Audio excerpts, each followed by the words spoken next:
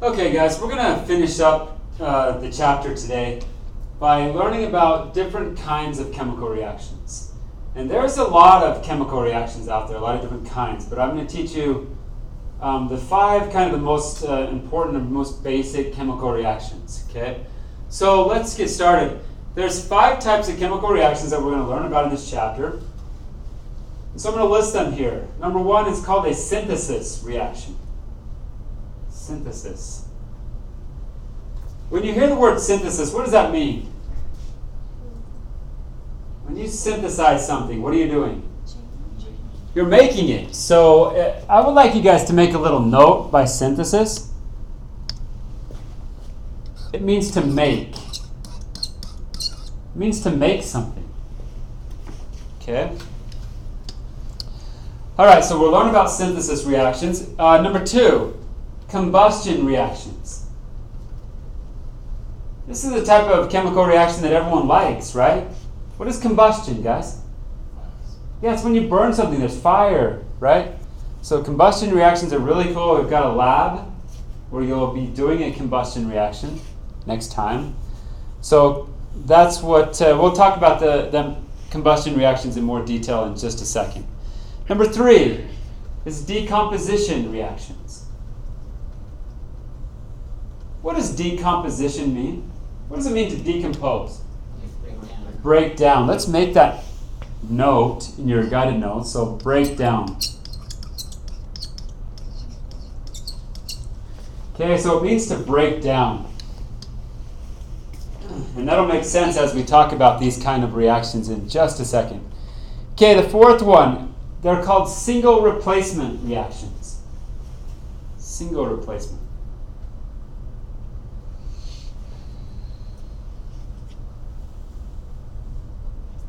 Okay, and then we'll finish up by talking about these types of chemical reactions. They're called double replacement reactions.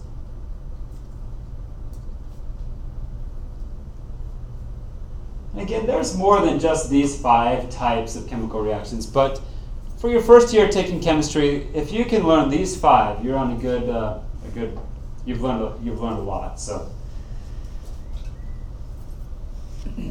okay, what we're going to do now is go through each one of these chemical reactions and talk about them individually and explain more and give you an example of what they look like. So let's start with synthesis reactions. Please write down the definition in your guided notes.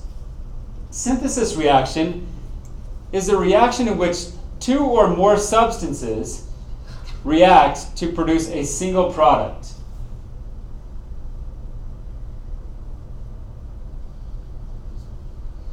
So when you have 2 or more substances and you mix them together and they react with each other and they form a single product.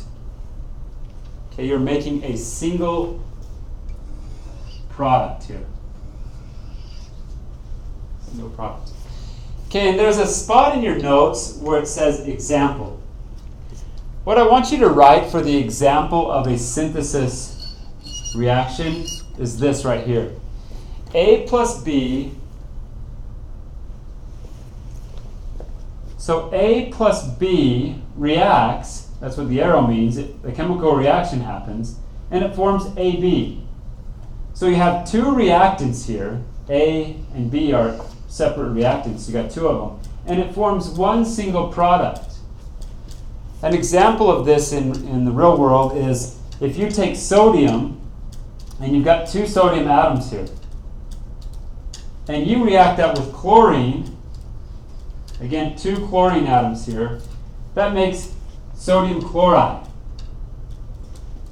So when you have 2 substances, you can even have more. You might even have A plus B plus C plus D, and it makes one single product. That's how you know it's a synthesis reaction. Does that make sense, guys? Okay, let's go on and talk about combustion reactions. There's a spot in your notes to write the definition for combustion reactions.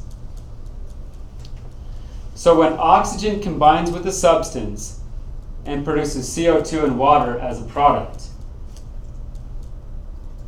Combustion reactions also release a lot of heat and light.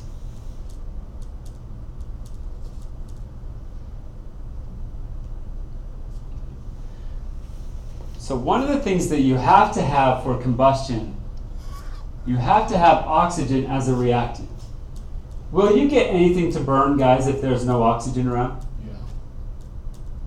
Yeah. Okay. For combustion reactions, we need to have oxygen as a reactant. And what's kind of interesting is that you will form the same products every time you burn something. You're going to form CO2 and water will be your products. Okay. So there's a lot of examples of combustion reactions. Burning of coal, like the power plant over here, IPP. It burns coal, so it's combusting the coal and it releases CO2 and water. But in that process of the combustion reactions, you get a lot of heat generated from that. And that heat is what heats the water. Steam comes from the water, turns the turbine, which produces electricity.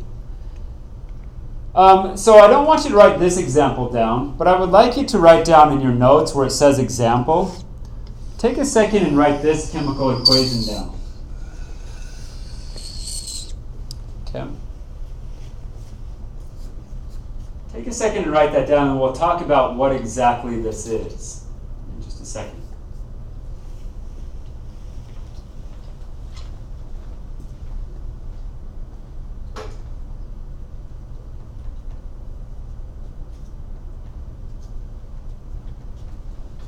Okay, so C3H8. You guys know what that is? This is propane. Like when you barbecue at your house, your barbecue grill probably has a tank under there. It's filled with propane. It's a gas. This G in parentheses means that it's in the gas phase. So that's propane. Well, when you react propane with oxygen, it does a combustion reaction. And you produce CO2, which is carbon dioxide, which is in a gas form. And you also produce water. Well, how come when you have a fire of any kind, you don't see a puddle of water at the bottom of your fire? If you're producing a lot of water here, where does that water go? Evaporating. It's like going Yeah. gas. Yeah, you're right. What does this G mean? It's in the gas phase. So you're not going to see a puddle of water underneath. It's going up in the air as a gas. Have you guys seen the movie The Martian? Yes. The Martian. He needed water. What did he do to get water? Yeah, he burned the rocket fuel. So this right here is your fuel source. It could be anything. He had a bunch of extra rocket fuel, and he burned it, reacts it with oxygen, and it forms CO2. But how did he collect the water to get his water? You guys remember the movie? The screen that had like the water, we'd leave little like water droplets and stuff. Good. So yeah, he used that plastic screen and draped it across the ceiling of his building there. And when he burned it, this gas, this H2O gas, was rising up, but then it condensed when it hit something cooler like the plastic sheet that he had there, and then it condensed into water droplets, and then it all ran down the side, right? Do you remember that part? And that's how he got his water. So anytime you burn something, you get water. And unfortunately, every time you have a combustion reaction, you form CO2. Why is that bad? Well, CO2 is a greenhouse gas. It's one of the gases that traps heat around the planet in our atmosphere. And so the more CO2, the more of like a blanket we have over the top of us, and the higher the temperature can go, right? And so we're really concerned about the CO2 concentrations in the atmosphere. And today, there's more combustion reactions happening than ever. There's more cars than ever before. There's more people. There's more factories. We're just releasing a lot more CO2 than ever before. And a lot of people think that's contributing to global warming. So, the Earth is definitely getting warmer. That's not a fact you can argue about. But the extent to which humans cause global warming is debatable to an extent. But I think it's undeniable that the Earth is getting warmer. And there's one possible explanation, is that we're just releasing a lot more CO2 into the air. So that's what you'll hear about in the debate of global warming. All right, let's go to another chemical reaction. This is called a decomposition reaction. You're supposed to write down the definition, so I'll give you a second to do that.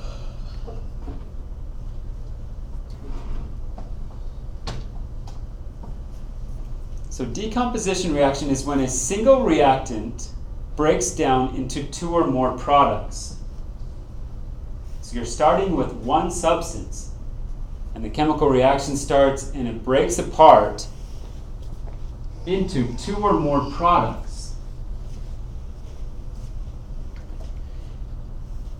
The example that I would like you to write down for this reaction is right here. So in your notes where it says example, I would like you to put AB, which is one single reactant, and then the chemical reaction happens to it, and it splits apart into A plus B. So you've got two products. And this kind of makes sense, I think. If you think about decomposition and breaking down, we have this one reactant. We break it apart, it forms two products. So it is breaking down. What do you notice about decomposition? It's kind of the opposite of which one? The first one, which is called what? Synthesis. Yeah. Decomposition and synthesis are kind of the opposites of each other. Good. Here's a real-world example of decomposition. The airbags in your car work by chemical reactions. You have this compound in the airbag, and it's a solid. Well, when you get in an accident, it has to reach a certain force level. It will trigger, if the accident is bad enough, it will trigger the chemical reaction to start. And this solid reactant here will break apart into sodium, which is a solid, but it forms this, nitrogen gas. And notice, this is the only gas in this chemical reaction. So what's filling your airbag? What is it that's filling your airbag?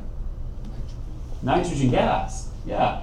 And fortunately, and why they use this as the reaction that fills your airbag, is this reaction occurs very quickly, within milliseconds. It's, the airbag inflates with nitrogen, and this decomposition reaction does not take very long to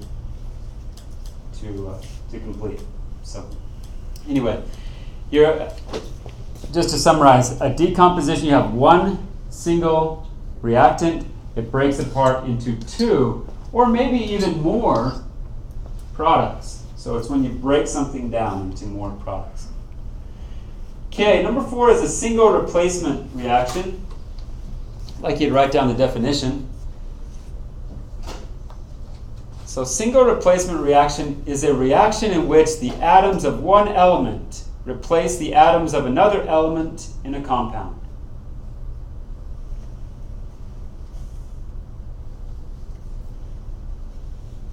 So the atoms of one element are going to replace the atoms of another element in a compound.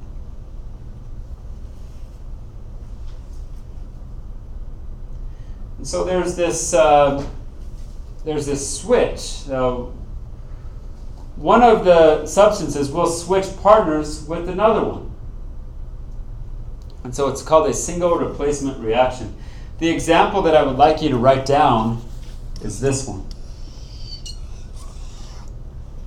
Okay. Notice in our example that X was with B on the reactant side of the equation. So at the beginning, X was with B. But then X switched partners, and on the product side, now X is with A. So because one of these guys switched partners, it's called a single replacement reaction. And we see them all the time in chemistry. They're very common. Okay, here's an example. Let me ask you this. NO3 is a polyatomic ion called nitrate. Nitrate was with silver here on the reactant side, but when you look at the product side, who is the nitrate with now?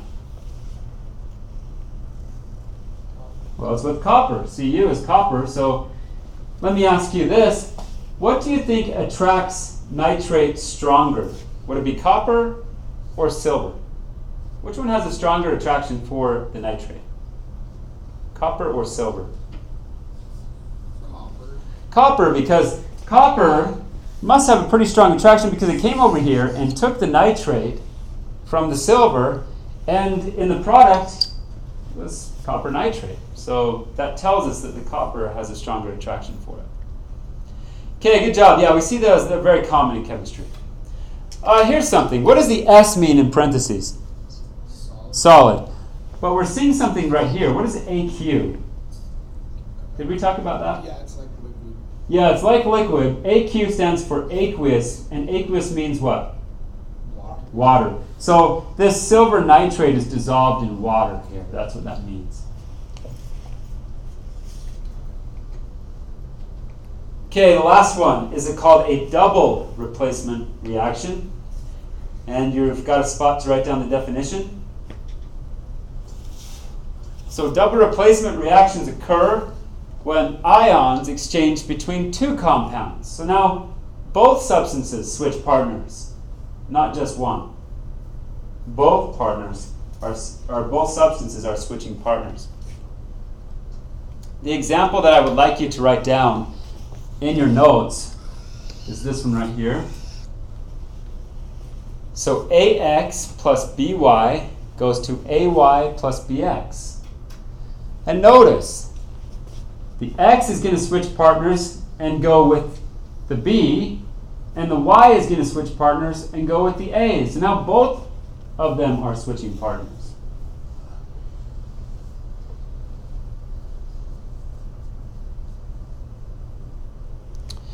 Okay, and here's a real-world example of this.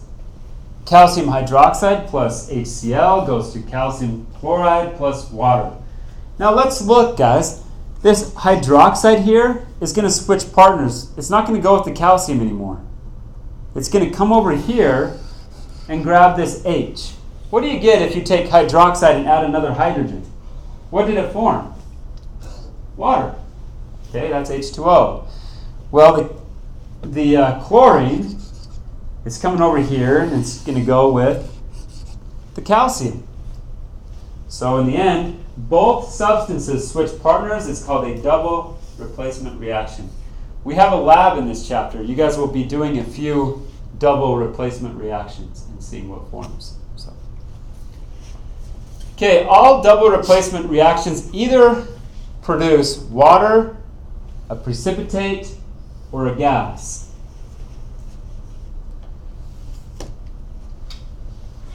So here's a vocab word from this chapter. It's called precipitate.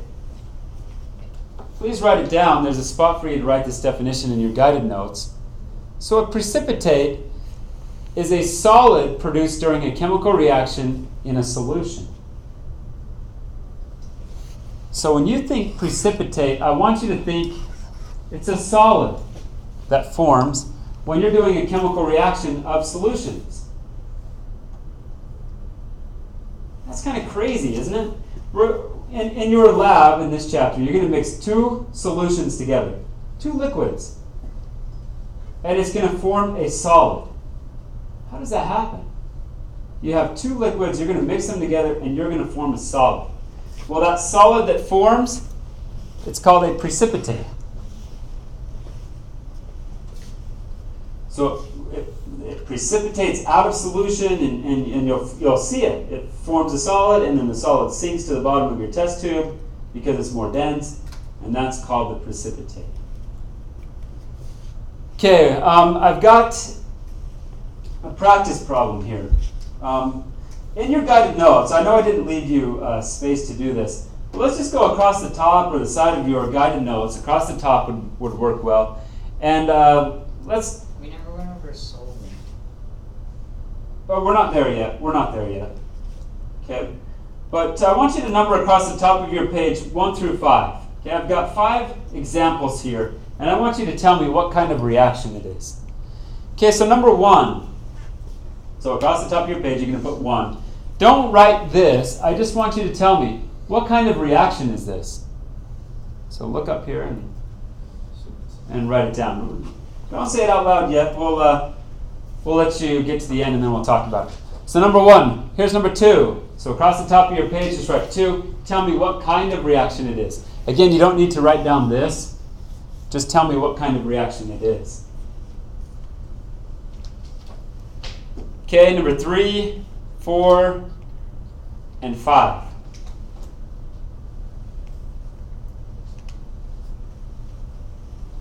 Okay, if you're watching the video, just put 1 through 5 across the top of your page and tell me what kind of reaction that they correspond to.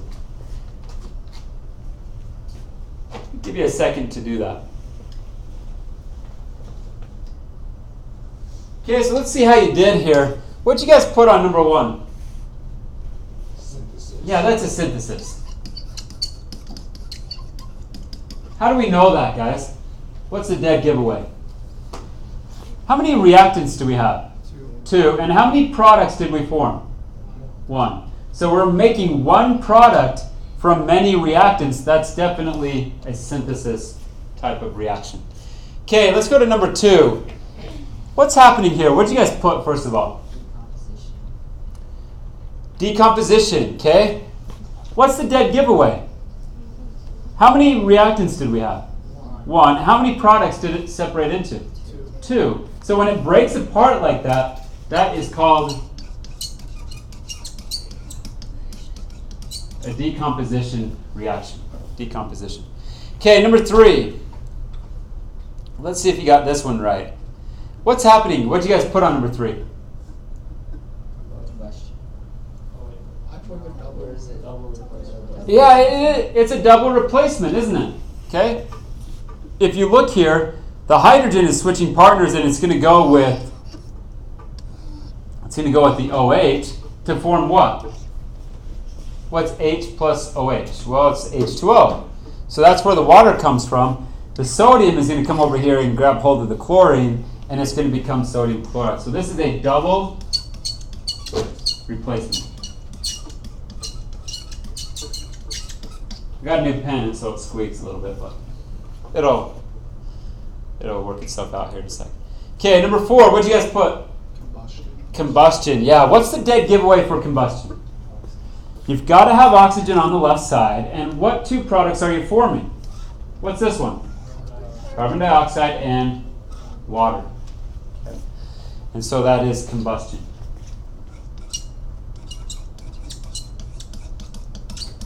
Okay. And number 5, by process of elimination, you probably could guess, but what is it called? Yeah. Single replacement. Okay, single replacement. If you look here, the chlorine was with hydrogen, but then it's going to come over and grab the calcium, or the calcium is going to grab it, and it forms calcium chloride, and it just leaves the hydrogen by itself. So if one thing switches partners, it's called a single replacement. Okay, let's talk about this for a second. We've seen before this little AQ in parentheses. That means aqueous. So we've got to know what aqueous actually means. Aqueous means water. Okay, there's a spot in your notes for you to write that. Aqueous solution, another vocabulary term. Take a second and write down the definition. An aqueous solution contains one or more substances called solutes dissolved in water.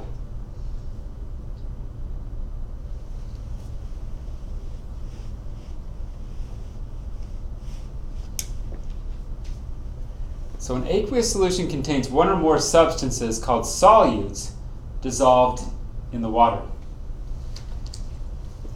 I want you to write this in your notes. I should have put this in the notes, but let's have you write this. A solution is made up of 2 parts. One of the parts is called a solute.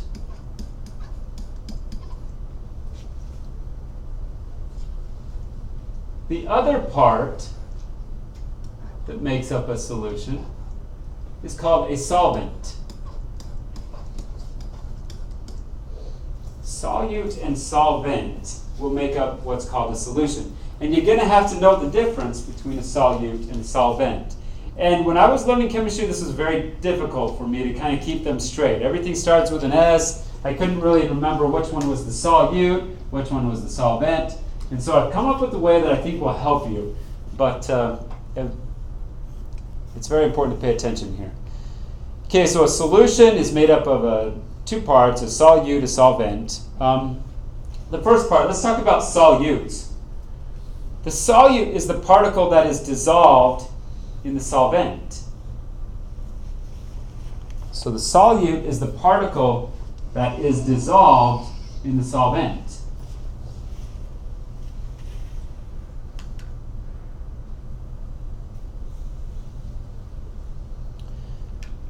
Well, then let's talk about the other part of the solution, which is called the solvent. And here's the definition for solvent. It's the liquid part of the solution. And usually that liquid part is water. Water is actually called the universal solvent because most things can be dissolved in water.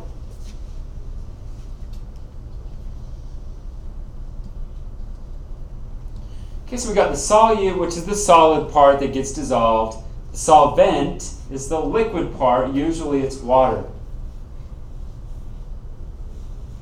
And those two things mixed together make up a solution. Okay, so this is how I kind of kept it straight. Solute ends in ute. And since we're in Utah, in the University of Utah, they're called the Utes, and that's where I went to school. Here's how I remembered it, okay? The solute is the solid part. So how I remembered it is that the Utes are solid, because they always beat BYU, right? The Utes are solid. They always beat BYU. When's the last time BYU won? I don't know. A long time ago. Probably before you guys were born, right? The Utes are solid. They always beat BYU. So they're the solid part of the solution, the solid part that gets dissolved. Now, the solvent, just by process of elimination, is the liquid part. It's usually water. So if I have a couple of examples here, what about Kool-Aid? When you make Kool-Aid, what is the solute? It's a powder. Yeah, it's the powder. What is that powder? It's It's the sugar, right? Yeah. The sugar and the flavoring. That's the solute. What's the solvent? The water that you dissolve it in, right? Okay. What about seawater? What's the solute in seawater? Salt. What's the solvent? Water. Can we keep that straight? The solute's the solid, and the solvent is usually water. Okay. Okay, good job, guys. I've got just one more slide here, and it's this big, huge table that's in your guided notes. So I'm going to hit pause. I would like you to fill out your table completely of all this information, okay, that we've just talked about.